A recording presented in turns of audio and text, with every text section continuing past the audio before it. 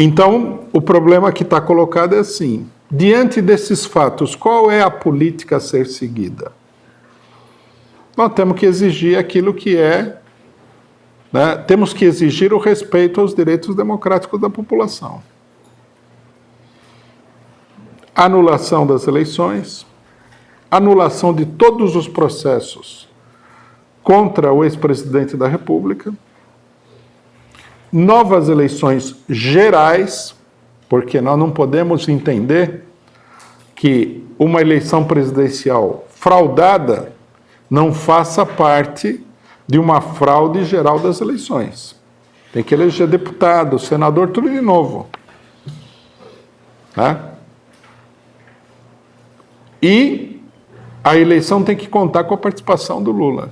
Essa é a realidade, não é que muita gente pode pensar assim, né? Ah, o PCO defende isso daí porque é um partido cabeça dura, não sei o que fica batendo na mesma tecla. Não, isso daí é exatamente o que a realidade está mostrando. Fraudou a eleição, anulação da eleição. O Lula foi preso por uma conspiração guiada pelo Sérgio Moro, anulação do processo. Isso aí, inclusive, do ponto de vista mais elementar jurídico, teria que ser vários juízes, inclusive, essa minoria da minoria de juízes democráticos, pedir anulação do processo, pedir inclusive a prisão do Sérgio Moro e do Dallagnol. Claro que isso não vai vigorar simplesmente porque eles estão pedindo, porque o regime político não é baseado na lei, né? O regime político é baseado numa imposição, na força. E como ele é baseado na imposição e na força, o que acontece é que nós temos no Brasil uma ditadura, porque isso é a ditadura. A ditadura é o regime de força, é o regime de exceção, é o regime do arbítrio, né? Onde não há lei, onde há a decisão de um determinado grupo, né, de se impor sobre o conjunto da população. É isso que nós estamos vivendo no Brasil nesse momento. Então, para que os direitos mais elementares da população sejam respeitados, é preciso se mobilizar em defesa desses direitos. Quer dizer, toda a esquerda deveria se unir em torno do óbvio, né? Cancelamento dos processos, da eleição, de tudo isso. Não reivindicar isso daí em nome de problemas táticos, em nome de que é difícil, de que a população não entende, que não sei o quê, é uma farsa. Você tem que reivindicar aquilo que surge diretamente da situação, né? É como se, por exemplo, o que acontece sistematicamente no Brasil, a polícia vai e mata uma pessoa na rua sem motivo nenhum, uma pessoa desarmada, e você falasse, é um crime, mas nós não podemos dizer que é um crime. Nós não podemos lutar contra isso. Por quê? É uma ideia absurda. É nessa situação que nós estamos nesse momento aqui. É muito importante destacar isso daí.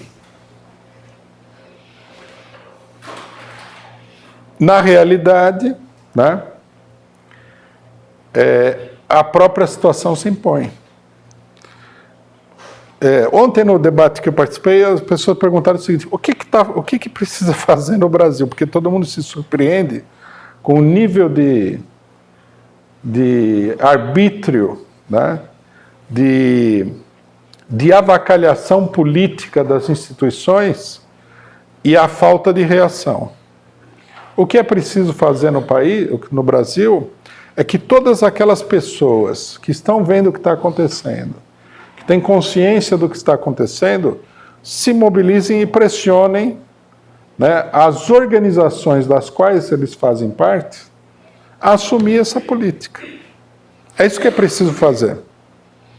Você é afiliado a um sindicato, você tem que ir lá no seu sindicato e falar insistentemente que o sindicato tem que adotar essas reivindicações.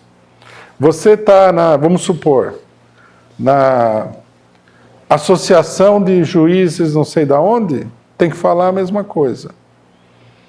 Quer dizer, tem que se criar uma pressão geral das pessoas conscientes, dos trabalhadores, do povo, daqueles elementos mais esclarecidos, mais organizados, para que se crie um amplo movimento nacional para colocar em prática aquilo que é está à vista de todos, que não é uma invenção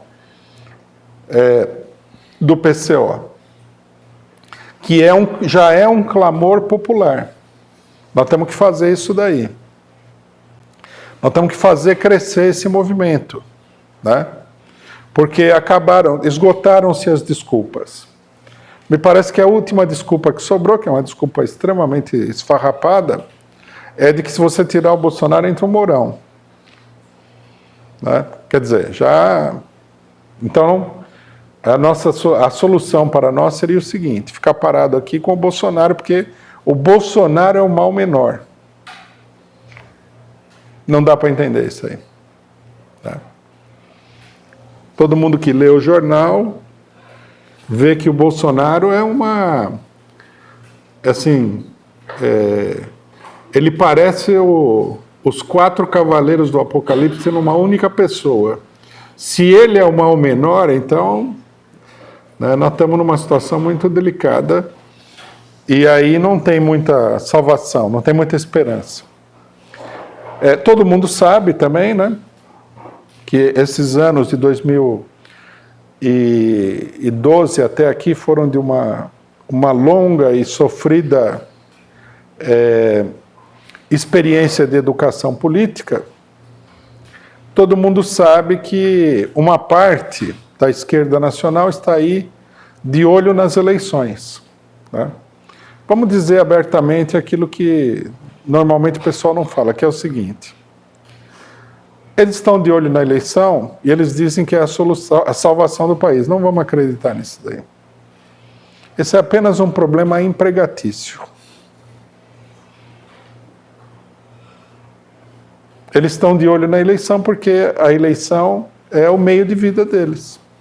Só por isso. Aí, logicamente, como a pessoa tem que justificar uma política tão oposta aos anseios populares, aí ele inventa uma história que, na verdade, a eleição, mas todo mundo sabe que essa história não tem fundamento, não tem pé, não tem cabeça.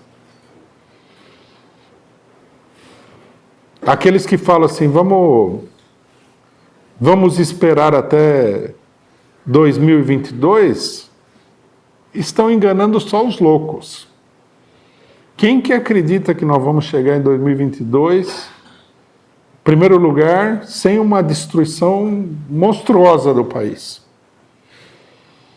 E segundo, que a gente tem que chegar em 2022 com a esperança, porque é um problema já de fé. Isso aqui deveria estar na marcha com Jesus dos evangélicos. E a eleição vai ser democrática. Depois que o Bolsonaro, o Mourão, o Heleno, que está cada dia mais nervoso lá, né, o Paulo Guedes e sei lá mais quem da turma toda, eles passarem o trator em cima do país, aí eles vão chegar lá e falar, agora vamos fazer uma eleição bem democrática, vocês podem ganhar, o Lula vai participar, tira ele da cadeia, né? Não, isso é uma farsa total, não tem sentido, acabou-se, né?